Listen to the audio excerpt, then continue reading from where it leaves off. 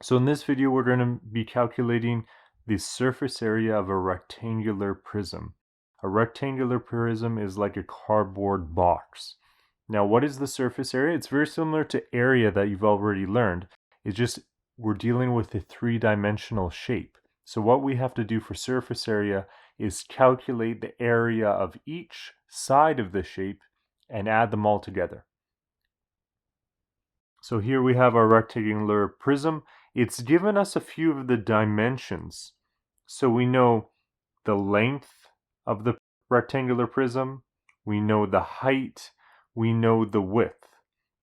Now, if it says the length is 10 centimeters from here to here, we also know that from here to here on the other side must also be 10 centimeters.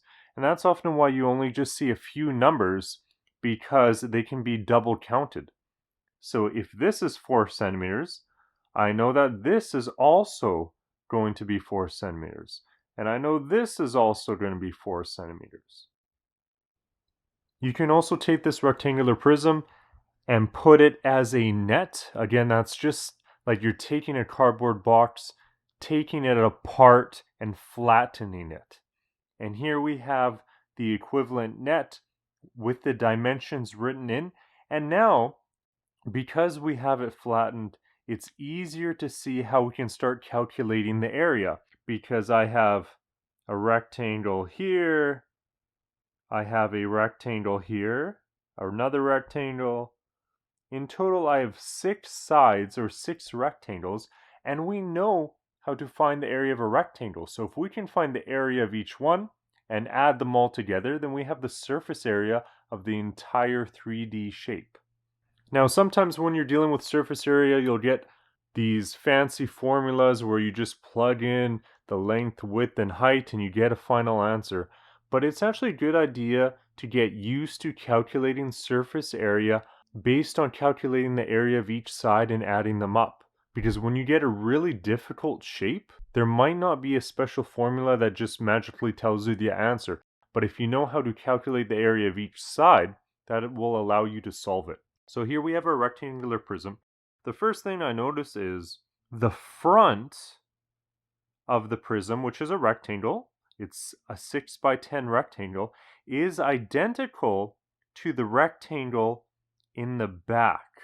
So these are really the same thing. So if I were to calculate the area of the front rectangle, I could just multiply it by 2, and that would give me the area of both the front and the back. The same thing with the top and the bottom. So here I have a rectangle. It's 10 by 4. That's an identical rectangle to the one on the bottom, which is also 10 by 4. So if I can calculate the area of one and then later multiply by 2, we will have the area of both rectangles. Same thing with the side. I know this, the height is 6 by 4. This rectangle right here is identical to this rectangle over here. So again, if we calculate 1, we can multiply by 2, and we get both. And once we have all these areas, we just add them together, and we have the total surface area. So I'm going to do the calculations individually. So first I'm going to be looking at the front and the back sides. So the front side, again, is 10 by 6, which is identical to the back. So I'm just going to draw out that rectangle. Again, it's 10 by 6. Now, if I want to know the area of the rectangle, we know the formula for that. It's a very simple one. Area of a rectangle is equal to the length times the width. So now we just plug it in. Length times width is 10. 10 times 6. And 10 times 6 is 60. And the units are centimeters squared because we're dealing with area. So if I were to multiply this number by 2, I would get the total for the front and the back. I'm going to leave it just as it is right now. So this represents just the front or just the back is 60 centimeters squared. So now we're going to look at the top and bottom, which again are identical. Here we have a rectangle that is 10 by 4. So I'm just going to sketch that out in a view.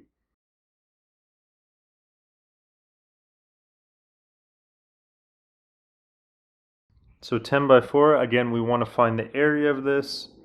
Area is equal to length times width. The length is 10. In this case, the width is 4. So 10 times 4 is 40. And the units are centimeters squared. You cannot write centimeters. It has to be centimeters squared because we're dealing with area. Now we're going to look at the sides. Again, it is 4 and the height is 6. So our rectangle is going to look something like this. Again, I'm just drawing out the views, the different sides. It's still a rectangle. So the formula is length times width. The length is always the longest side, so 6 times the width of 4. And 6 times 4 is 24 centimeters squared.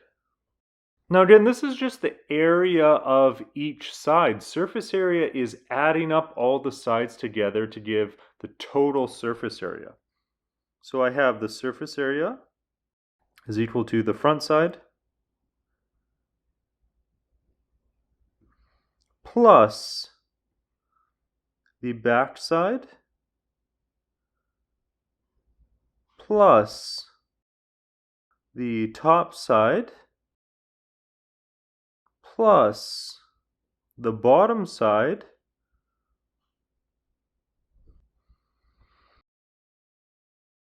Now we also have the left side and the right side, so we have to add both of those sides.